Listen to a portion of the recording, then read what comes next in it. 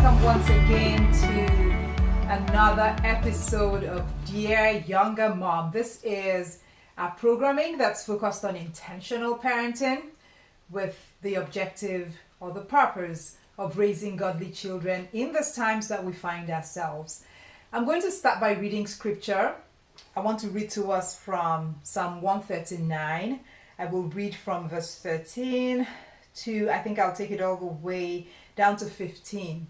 So this is a familiar scripture. It says, "For you created my inmost being. You knit me together in my mother's womb. I praise you because I am fearfully and wonderfully made. Your works are wonderful. I know that full well.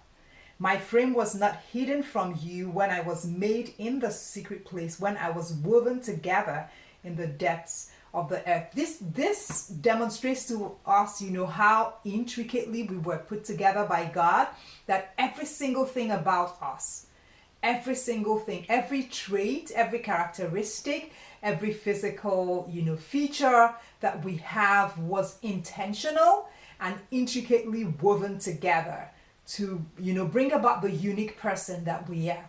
And if we think about ourselves in that way, that should also translate to the way we think about our children.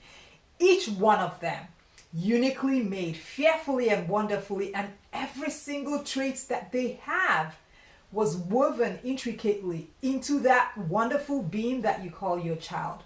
And so today I want to talk to us about strength-based parenting.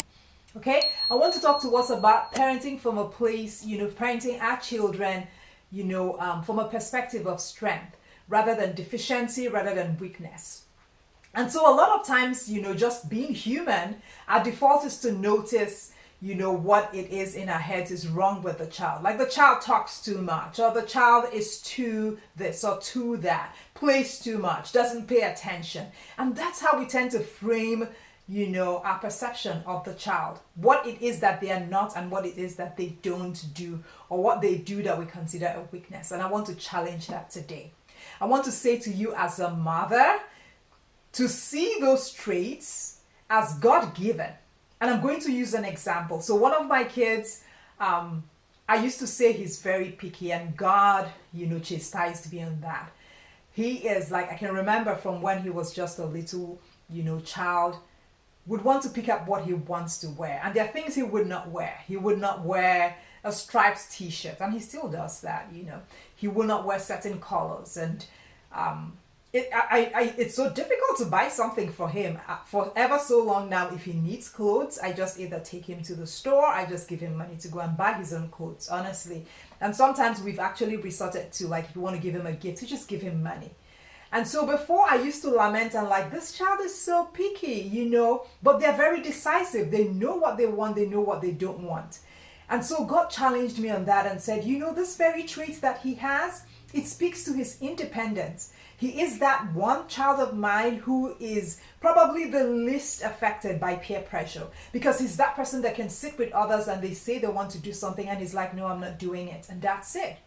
And so God said to me, that is the strength therein. He can stand his ground even when he's alone, on something. And God said, that's the traits that I have given him. Stop seeing it as a problem. See it as a strength and nurture it. Nurture it as a strength. And so I began to affirm that in him. I would say to him, I am so proud of you. I feel like, even if all your friends went drinking or doing drugs, like you could just be in the middle and say no. And he said, yeah.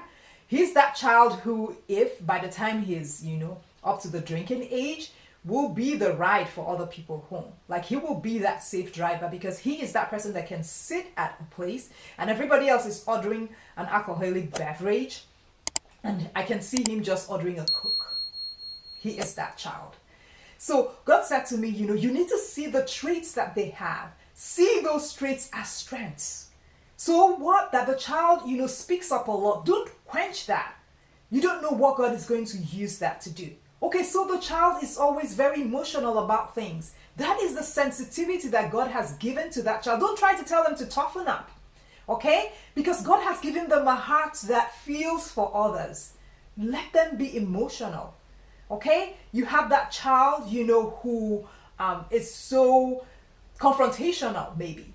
And you're like, that is rude. Now, I want to balance all that out, because for every trait, you have to nurture the child in how to harness that and how to, apply self-control. That somebody, has a certain trait doesn't mean that they should just go ahead and just, do anything they want to do because that's the traits that they have.